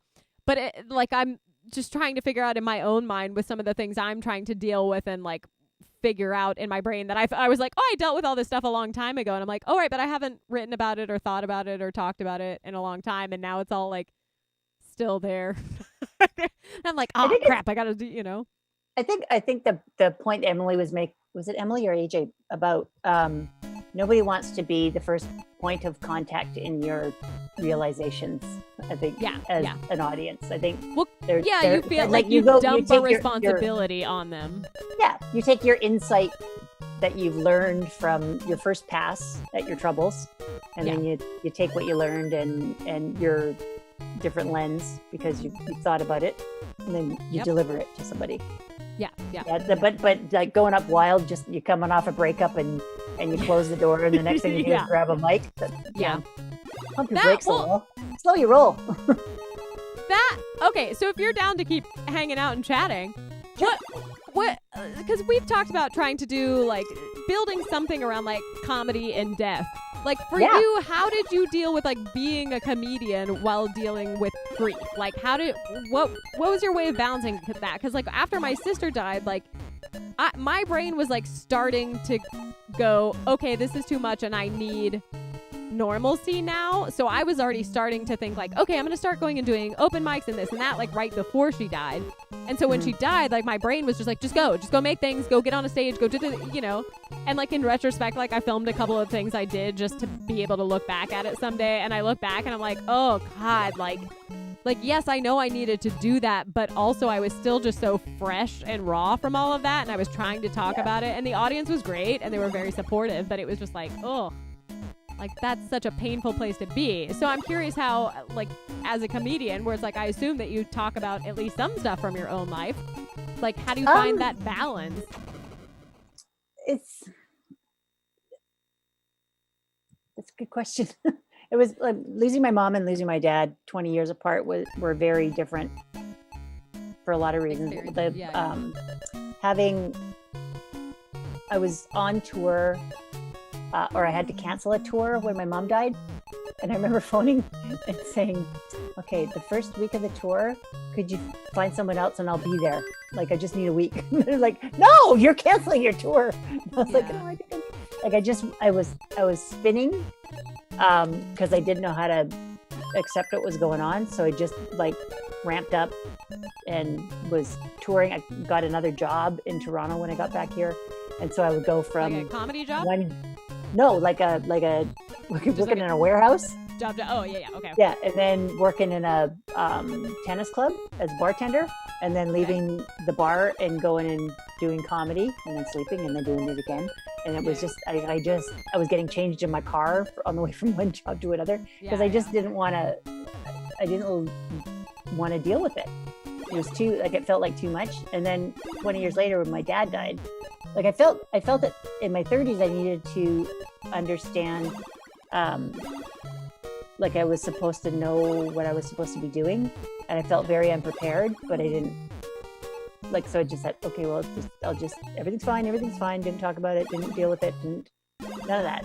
And then 20 years later, I lost my dad, and the energy and time that I had and the presence of mind to just shut things down and go and be with him for his last while, and it was fantastic. And it was pretty, it felt like I was now, because my dad started talking about my mom and she's coming to get me, and it got kind of freaky, and he's always looking over my shoulder and stuff, and I'm like, who are you looking at? Sometimes it would be mom, and sometimes it would be the doctor going, what? it was kind of, we had these weird funny little moments, but I felt like I got to grieve my mom and my dad, because now it felt like they were somehow connected again, which was... Well, I think anytime you lose someone, you suddenly like re-experience every other loss that you've had. Like, I don't know. Yeah, I think it's all connected. So one thing surfaces and it's just like, oh, and this, and this, and this. Yeah. Yeah, I guess you manage what you can manage at the time, and then you tuck away the rest, and then you bring it out when the time ready. Is happening again. Yeah. Or when it's happening again. When your body is like, either I'm ready now, or like, I don't have a choice. We got to deal with this now. Yeah. And I was early 30s, and I felt so grown up, and I felt really stupid that I didn't know what to do. And I'm thinking, but I'm like an adult. I should know what to do. And I was really hard on myself for not knowing exactly what to do. Like, I thought there was something I was supposed to know, and it's just everybody's group is different. and then I felt kind of guilty doing stand-up, but it also was very, and I didn't talk about losing my mom a lot, but it felt like I was getting back to normal just by being able to go up and do stand-up. So yeah. Well, that's the getting back to normal is so weird to like that. I don't want to say I felt guilty, but it also just felt weird that it was like, oh, I'm just like, things are just normal again. Like, how is that possible? Yeah, that doesn't. I was so pissed. I was like, how can the world be getting back to normal? Like, what's wrong with you people? You know, this extraordinary person is gone. Yeah. I felt that too. I felt that same way. I was annoyed that everything was getting back to normal. Yeah. Like, how dare you? I think it was an episode of Griefcast that somebody talked about like right after their wife died or something. Like he realized he hadn't eaten in like 12 hours or something, and so he just like went into a McDonald's. And he was like, I was just so angry because there was all these people sitting around laughing and like kids playing. And he was just like, do any of you even know what happened? Like, how can you smile right now? It's just like, oh, right. That it didn't just happen to them. They don't know what you're dealing with. Yeah, it's a weird, comedy is such a, it's like I always say that the teachers I loved the most were the ones that were a little bit fun and funny. And I was able to absorb what they were saying because they were delivering it in a way that was fun and light, and people telling me what to do and telling me the lessons. I was like, you know. Yeah. So I think there's a lot of room for grief and comedy and death and comedy and just to what do they say now?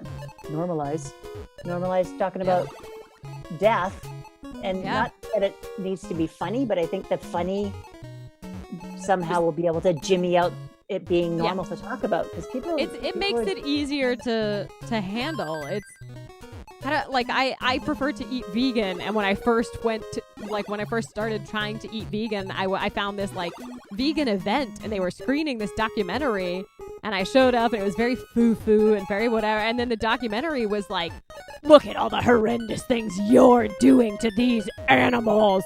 And it was literally like they made you watch a little adorable furry animal get skinned alive because that's how furs are made. And I was like, I wanted to watch this. Like, you were literally preaching to the choir. I'm here because I'm interested in being vegan. And you're scaring me away. You're making me feel guilty for something that is not entirely my fault. Like, I'm not the one doing it. I don't know what our food system is, which is problematic. But, you're part of the so solution. It's like, no, you, like, tell me all the benefits of eating vegan. Sure, show me some pictures of adorable animals if you want. But, like, I don't know. It's making it something that makes it appeal to people, that keeps them engaged, that keeps them interested in what you have to say, instead of just, well, here's the facts. We're all going to die, and it sucks. And it's like, well, yeah, we are, and it does suck, but, like, it just is an unavoidable fact of life. So let's go ahead and try and find some way to approach it, so it doesn't feel like... I mean, there's a tendency for people to feed on people's fears, doubts, and anxieties. Really, like that's what they're. Yeah, there's a lot more oomph in that, and there's getting a reaction, like no, like it's like ooh, that was fun, that felt good. I feel like people are coming out of that a little bit. Hopefully, like it's just like having the earth just go. Fuck. Yeah, like it feels like in the airy fairy West Coast brain. Sometimes I just go, it's like the earth just went, enough. Stop doing this to me. Stop, and then now the air is clean, and there's fish in Venice, and there's, it's like, wow. Yeah. Took a good shake up. We had to go like clear the table. Uh-huh. This is my favorite color combination. Yeah, well, I'm not going to be here very long because this is going down quick. This is where it starts. By this level, it's like if it gets halfway up the screen, I start to be in trouble a little bit because then it's just too high and I can't see faster. Is that what happens? Yeah. So the higher the level, so like you can see on the right side, LV is the level that I made it to. That means once you hit, so I always start on level 9 here. And then once you get up to 100 points or 100 lines eliminated, then you bump up to level 10, and then 110 is level 11, and so on and so forth. But yeah, every level that you go up, I start on level 9 because it goes faster, which saves me time, and it gives you more points for everything that you do. Okay. I'd rather talk about death than this. I know, right? I'm like, this is terrible. This is what I'm like, oh, this is really uncomfortable. I don't know the LV. I thought it was the Las Vegas airport. I don't know what's going on. This is uncomfortable. Talk about our parents again. Tell me about your sister. Oh, man. Okay. Do you have siblings? I have 3. 3. Okay. 2 older sisters and a younger brother and he's kind of morphed. Like, you know how you have the sort of the baby of the family? My brother's done so well. He's a scientist. He's he's done really well. So he's kind of surpassed me, and I'm kind of like the baby now because I'm like that one in the arts. So I'm like the least successful. So I feel like I'm the youngest in the family sometimes. It's relatable. Yeah, and he feels like he's the firstborn now because he's a boy, and he's also done really well professionally. Wait, so he's the youngest, and then you're the second youngest? Yeah. Okay. Yes, I was born on Christmas Eve, and my older sisters. It was like I was their gift. Aww. Yeah. That's sweet. Did they see it that way? Did you get along well as kids? They pushed me around in their dolly carriage a lot, I think. That's adorable. Oh man, I don't know if I'm gonna get in trouble for sharing this, but I'm gonna share it anyway. My niece and nephew, apparently my mom took them to this like drive-through animal farm thing. And they were just like sitting in the back, and my nephew's 9, my niece is 5. And they were sitting in the back of the car, and they were just having a conversation about marriage. And my nephew was like, I don't think I'm ever going to get married. And my niece was like, well, I don't think I want to get married either, but Cam really wants to get married. Cam is her boyfriend. She's 5. But they've already decided from being in preschool class together for several years that they're going to get married. So she's like, I don't think I want to either, but Cam really wants to. And I was just like, that is patriarchy. Yeah, right. The girl on the farm. She was so surprised. I had a conversation with her at some point recently, and I said something about like a woman not having kids, and she goes, wait, you don't have to have kids? And I was like, no. I was like, you don't have to have kids, you don't have to get married. And like she literally just like stopped and was like, huh. It's like me being 17, what? Living in London, going, I'm free to leave. Holy shit, I'm out of here. Yeah. Pew. I feel there should be noises. Pew. It is. So this one, it goes really loud and high. And then there's music that goes along with this. I think that I want to say that this is from the Nutcracker is the music selection I usually choose. It's that that's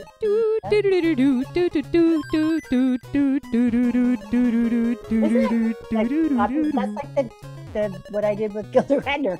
You're not supposed to just take people's music. But it's like an electronic version of it. Like it sounds like it's played on a weird electric harpsichord from the 80s. Or spin class. Yeah, potentially. That's my other side hustle. I teach spin. Oh yeah, I saw that on your website, and I had no idea that you taught spin. Not now. I don't know what it is. I have biked a lot. Like when I lived in Chicago, that was my main method, or at least like my halftime method of transportation. Yep. But then like in grad school, I went to like a personal trainer or nutritionist or something just because I had never put any effort into trying to be healthy ever. And I was like, maybe I should like do something about that. And so she put me on a stationary bike to measure my heart rate and see how my heart rate did. And I didn't even last through the test. Like my legs were just like, nope, we're done here. And I was like, I can't, like, I'm so tired. And she was like, you've been going for 3 minutes. And I was like, I don't know what to tell you, lady. I'm exhausted. You feel like you filled up to it. Yeah, I have a naturally very low resting heart rate, which is great. And but it's like every time I go to the doctor's office, they're like, oh, did you run track in high school? And I'm like, no. I ran to the gas station to buy a Milky Way and a moon pie and an icy. And by ran, I mean rode a bicycle as casually as possible, like 5 short blocks. Like, I really Going to Buc-ee's? Did. Well, Buc-ee's was not around then. I would have been in even more trouble if it had been, because they have great banana pudding. I mean, they've got everything. I could easily gain 15 pounds just by moving back to Texas and starting to go to Buc-ee's more often. I don't think I've ever seen a Buc-ee's in my life. Well, someday when the world is normal again, someday you can come to Texas. You can come stay at my mom's place. It's gorgeous. There's plenty of beds. And I'll take you to a Buc-ee's. The Buc-ee's. Oh, my exes are there. Yeah, that's good. That's convenient. There's a song about that. The Buc-ee's in New Braunfels is, I think it's the largest gas station in the country. It has like 60-something gas pumps. Wow. Yeah, and then the actual building itself where you go in and pay and everything is insane. That's like cool. The bathrooms, like there's easily 40, 60 bathroom stalls just in the women's bathroom. Yeah, it's massive. And like they have their own brand of everything. They have their own brand of saltwater taffy and every variety of nuts you could buy. And I don't just mean like a bag of taffy. I mean an entire wall of different types of taffy to choose from. I love saltwater taffy. I am Is there any saltwater in Texas at all? The ocean, the Gulf of Mexico. Sorry, I forgot what I was thinking. that tiny little sliver of Galveston. Massive coastline. Yeah. Glen Campbell Lake saltwater taffy. Yep. This is fascinating. For such a simple game, I don't know why I loved it so much. I mean, probably because I didn't play any other ones, but yeah, I got so frustrated with like the more storytelling ones, like Mario and stuff, because it was like I could get to a certain level and then I was just tired of playing. And when I had it, you couldn't save your progress, so every time you restarted the game, you had to start over at level 1. So I would just get to the same level, and then I'd be bored, and then I'd move on. So I never learned how to beat the other levels. It's just like, metaphor for open mics. Yeah, 100%. I just keep going, and there's no levels, and I just keep going. Nothing gets saved. That's accurate. That's what should be on the door at every open mic, is like, this is what you're getting yourself into. If you're fine with that, please come on in. There's no Bitcoin. You're fooling yourself. There's zero Bitcoin. I did some stand-up, and I just I don't think I was never committed to the comedy lifestyle in general. So like after grad school, I moved to Chicago to do comedy, and it was mostly improv in my head. But then eventually I found my way to storytelling and stand-up and writing and acting and all of that stuff. But it just it was so much time spent in bars around drunk people, and I would enjoy having a drink, but I've been in the starving artist by choice mode for so long, where it was ooh, I have $400, I'm gonna sign up for an acting class, and then it's oh, or I could do something fun. I could go out to bars for a month, and it was why would I do that when I could learn how to act? That's stupid. What a waste of money and time. So it was I never had money to spend. So at best I'd get a PBR or something and immediately regret that I spent any money on that at all. So it just, and it always felt like there was a social vibe that everybody there knew each other, and I was the only person who nobody knew. And it's well, yeah, that's true, because they've all been going to this mic together for a million years, and I just showed up. Of course I don't know them. Or because everybody feels that exact same way. Yeah. Anybody that's in this industry feels like they walk into a room and they're the person that nobody likes, or doesn't know anybody, or everybody's friends and we're not. Yeah. No, it was, I don't know. I would like to be a professional stand-up comic in a world where I just pitch some ideas to other writers, and then they write all my material for me, and then I get to just go beyond. Or I can just do a Norm Macdonald thing and not write anything. I'll just get up and make stuff up. I'll be hey, here's this funny story that happened to me, and hopefully it's just brilliant enough that I don't have to, practice it or hone it. It's just there it is. Hey. Did it. Nailed it. I would like to find somebody that would just go and perform my jokes, because I don't want to. We should write your stand-up set. Yeah, you absolutely 100%. I'll do any jokes that you want. Hey, how do you get to Lund from Toronto? You just take a left. No, you can't have that one. That one's me. That's my joke. Oh, there's some. All right. You can't take my persona. You can take my bits, not my persona. If I don't get the joke, I probably shouldn't be allowed to tell it. It doesn't stop a lot of people. I know. They're like, I think it's funny. I don't know what it means, but it's probably funny, right? That's where somebody laughed when I said it once. Stay in your own lane. Yeah. That's amazing. Yeah, I like it. All right. Well, so we're gonna have a death and comedy show, and then you're gonna write. Like that. You can write me a stand-up comedy special. Oh, 100%. I have an idea. I would love an that. idea for a show. Yeah. Because I always say to my fella, if things ever go horribly wrong, I have like a fantasy set list for different scenarios. So if things go to hell, him and I, I've got all these jokes that I've kept in my back pocket that I'll do. Nice. So don't make me. I'm going to put that in my comedy. In my give them to someone else to do with no connection. Yeah. So that nobody knows that they're about him. That it's like, this is a fictional set about a person you don't know, but I'm going to tell these jokes as if I'm talking about my boyfriend, who obviously we could call the podcast Fantasy Set List, and somebody has to pick we'll have a bunch of set lists available. Somebody has to pick the set list that they want to do that's not about them and do it. Yeah. But not name any names. Yeah, I want the writer to also be anonymous. That it's like, maybe we just have like a pool of people, but nobody knows like who the potential writer could be. So that's because maybe if they knew you, they would be like, oh, that's 100% Anna talking about her man. But most people wouldn't be able to figure that out. You know what I mean?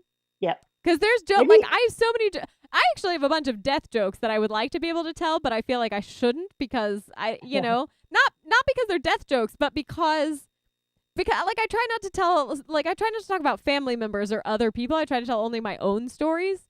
And those stories like inherently involve other people. And I don't want, like my sister wouldn't want anyone to like hear the details of her death because nobody wants the details of their death put out there. But there are elements of it that I'm like, there was some weird, crazy ass stuff going on. And it was, I don't know. I'll stop. And you guys you guys shared things that were unique to you and her. Yeah. And that's it. And to find a way to share that with other people maybe is the reason. Yeah, that would be fun. Anonymous comedy. And it's just people coming on doing material written by someone else, but you don't know who the someone else is. I have a joke that it's not a joke. It's just this. I have a couple of good death things. Yeah. Are they good death things you want to share here or you want to save for? I mean, there's like 3 viewers right now, so it's not like they're going to be burned. So somebody fixed me up with a gentleman that had lost his wife when it was back in my dating days, and she died, and when she died, they made her headstone, and they spelled her name wrong. So he didn't want to waste it, so he just said, I'll just keep it. So they gave him the headstone, and it was in his garage. And I thought his wife was buried in his garage, and they built the house around. Because I went into the garage to see, I was there, and I went into the garage, and there was a headstone with her name on it, and I'm like, what the actual fuck? Yeah, like, did you murder her, but also you were perfectly content to get caught? Like, he goes, oh yeah, I can explain that. I'm like, what? I bet you can. Well, they spelled her name. That's really funny. Yeah. I mean, it's not funny, but also, like, it's funny. But nobody would disagree that that's not worth telling. That's a story that's worth telling. How do you make a comedy version of... Okay, like Brooklyn Nine-Nine, right? That's a cop show, and it's a crime show, but it's funny. How do we make one that's like Law and Order, like the serious victims unit, whatever, but that there's like enough comedy in it that it's not a drama necessarily? You know what? Because I worked at the Cancer Society for a long time, and like people made jokes about cancer all the time because you have to. Otherwise, you're like, oh, right, all of these people that we're talking to could potentially die, and that's too much to process, so I need to just be able to like crack a joke here or there. I've had for a lot of years with my cycling, I would ride in this big kids cancer fundraising thing. Like we did all these cycling events with an organization called Coast to Coast Against Cancer, and it was then so many people, and such a great family, and you get really close with people, and you'll have conversations about loss and the weird things that people do when you lose somebody, like in a big sort of everybody kind of knows everybody else. And I had one of the not a grieving mother, like I don't want to identify her as someone that just grieved, like we were just talking about what it's like to lose somebody and the things that people say to you that like she goes, I wish people would stop praying for me. I've never been to church in my life. It's weird. Like, don't pray for me, pray for you. If that's your thing, go for it. But because how do you tell people to fuck off when they're asking to pray, when they want to pray for you? She goes, it made me really uncomfortable, but it's not my thing. I had a boss in Cincinnati that when I moved to Chicago, my last shift working with him, he was a great guy. And like, I know he meant well with it. So like, I have no, I'm not complaining about it, but it was just like a little startling. But he was like, he had been a pastor, I think, before he moved to working in a restaurant. I don't really know what the story was there, but he was like, we were saying goodbye, and he was like, could I pray for you? And I was like, absolutely. I'll take any positive, like, I was like, whatever I can get that might help me out, like, that would be great. And he was like, okay. And he took my hands and he bowed his head and he said a prayer for me, like right there. And I was like, oh wow. Well, I didn't know you meant like that. I was like, oh, okay. Surprise. All right. This is fine. Like, it's okay. Everything's good here. But it was just kind of like, oh God, wasn't expecting You're having that. dinner at somebody's house and they say grace and you don't, you're like, all right, you sit down, you start eating, and then they'll start praying and you've got food in your mouth and you have to try to pretend that you're praying, but you're chewing. Yeah. Or you get up from the table and you start walking around and they're saying like after dinner grace, which I didn't know was a thing until then. Oh, I've never even heard of that. And I'm from the South. Yeah, this was a German family. They used to look after their kids. I'm German. My people really? are German. German and English. But Marquardt is German. Of course, yeah. Although I think it's the von Wadens. It's like I think my family was on like the border that went back and forth between France and Germany a lot, because I think the name Marquardt is French. But Alsatian. Yeah, my mom, every time I tell this story, my mom is like, it's the such and such. And I'm like, I'm never going to remember that word that you just said to me. And I haven't even tried to make the effort, which is depressing. Was it Almain? I don't know. Alsatian? Almain? Alsace? I don't know. There is a word though. But my family is like, we're German, but the name is French. Like there's a Marquardt Square in Paris. Well, there's the place that the Alsace region between France and Germany is where my fella's from. Oh, okay. Almain like region. Actually from there, or like his family? Oh no, like his family. Yeah. Oh. Yeah. Yeah. No, I've been diving into my own lineage because of this Gay or Nay podcast. There's somebody that we're talking about, I think potentially in the 3rd episode. And I was like, oh, his grandfather might have fought in the American Revolution with my 6 times great-grandfather. Holy shit. And then I went down the rabbit hole of like trying to research my own line, because I was like, wait, would they have like, because like my 6 times great-grandfather fought the Revolutionary War and knew George Washington. Like apparently there are letters from George Washington to my 6 times great-grandfather. And I was like, that's amazing. But now I'm trying to get that proof from my aunt, and she's like, I have no idea where I put that. I don't know what's wrong. So she's like she's connecting with her Daughters of the American Revolution people and trying to draw up some proof. But yeah, I can trace my grandpa Alec, my dad's dad, used to swear that Greta Garbo was our cousin somehow because she's Greta Gustafson. And I didn't know that. Yeah, so that was his.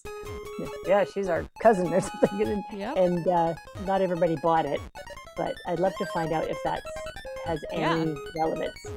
I mean, somewhere up the line, there's probably an overlap.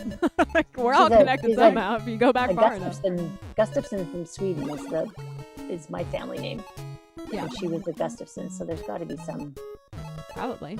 Something. There's a Bridget Marquardt, who was a Playboy bunny and was on the TV show that featured Playboy bunnies. That sounds like a really good Playboy bunny name. Marquardt. No, what was her first name? Bridget? Bridget Marquardt. Yeah. It's like Bridget Bardot, Bridget Marquardt. See, to me, Marquardt is just such a clunky, awkward name. It's cute. Like it was like, that's like a lawyer name or a doctor. Marquardt and Marquardt. That's what you call your pug. But, well, yeah, I did a commercial techniques class with an acting teacher.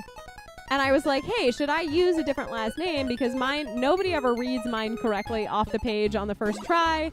Nobody remembers how to spell it. Like, should I use a different last name? And she was like, do not ever change your last name for any reason at all. She was like, she'd been teaching for 1,000,000 years. And she was like, you are one of only 2 students I've ever worked with whose name is their personality. And I was like, that feels accurate. Like, it's a quirky, awkward name. And I'm like, yep, that is me. I'm a Marquardt. What a cool thing to say. I love that. Yeah, I was like, all right, that's cool. That's cool. So I'll be a Marquardt for life. That's cute. Marquarts. I get called Marquardt a lot. Cartoon. Oh, that was wrong. That'd be a fun cartoon. The Marquardt? I don't know. Actually, I like that. I'm picturing Marquarts. I don't know what kind of drawings I'm picturing for that. Yeah, the family that just plays Tetris and lives in a storage locker. Yep. Yeah. Winnie wants to know, have you both heard of mukbang on YouTube? I know, random. I don't know what that means, Winnie. That was 17 minutes ago. So 17 minutes ago. Marquardt. Oh my God, not anymore. 15 minutes ago, maybe. Yeah. I've collected so many nicknames over my life, but a lot of people call me Marquardt because once they learn how to say it, they're just so excited. So they're like, Marquardt.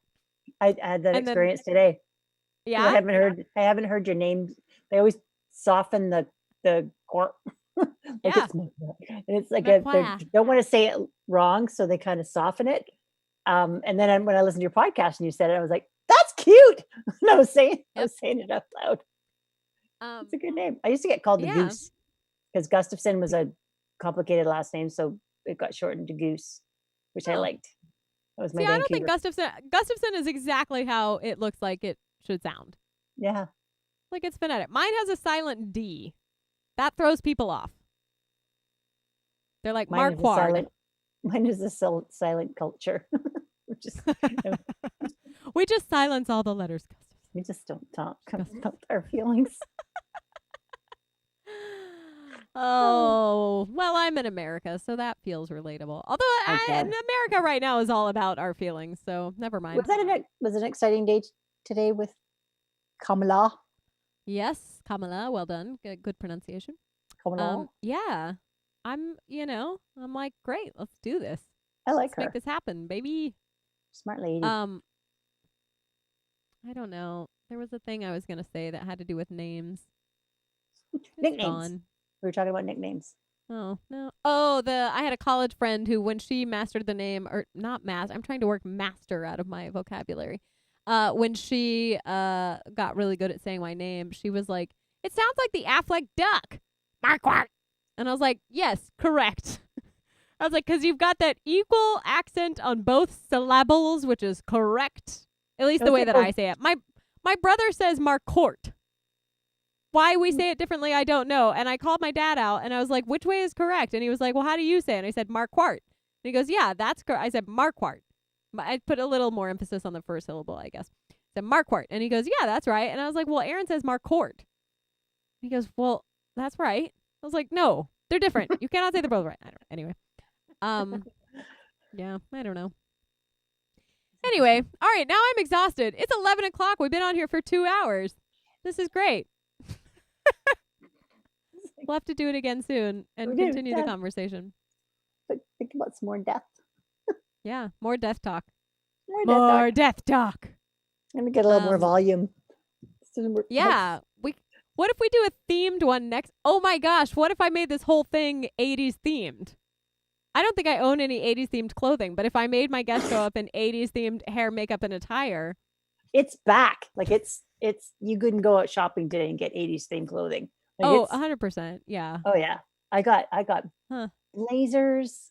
I'm all blazer. Remember comedy sort of went through the you'd wear like a matching jacket and pants, like a suit, but with sneakers. Or you'd wear jeans and a very nice blazer, but a graphic tee, usually a band. Yeah, then, yeah. So you have sort of like This sounds like most of my wardrobe. I'm like, I want the blazers, I want the graphic tees, I want tennis shoes, but like cute, not quite so bulky. I feel like 80s tennis shoes were like, you know, clouds on your feet, kind of. Like there's just a lot of fabric and material there, and I'm like, maybe let's streamline that a little bit. We've already established I don't have any cardio when it comes to leg workouts, so let's cut me a break. I've been asked to go back and teach spin, and I'm kind of like, not really want to be back in there. Locked in a room with a bunch of mouth breathers, not my thing. I'd go do comedy if I was going to pick that. Like, this is not the time for that. They're very close together. Mouth breathers, little room, sweaty. Yeah. No, thank you. We should put some spin classes outside. That would be more appealing right now. That's called cycling. That's called a bike ride. That's true. But you could still have stationary, and then you could have fans. You could, I don't know. Well, have you seen those big bubbles that people do yoga in? They're like big. Yeah, that's weird. Yeah. Is there circulation? Like, I don't know. It's gross. You could grow looks like you grow weed or something in it. Yeah. It looks like a little greenhouse. Tomatoes. Tomatoes and weed. Dinner. All right. Any things you want to plug? I'm gonna put your social media handles up after we cut out here, but okay. Not really. I'll come back. Yeah, I don't really have anything. Who's plugging anything right now? Yeah. Like Friends of Andy TV. I'm gonna have something up and running at some point someday. Oh yeah. And it'll be live stream stuff. Here's what I'm plugging. I'm looking after my friend's cats. Are all over me right now. Oh. Come here, bud. Say hi. Yeah, come join the stream, kitty.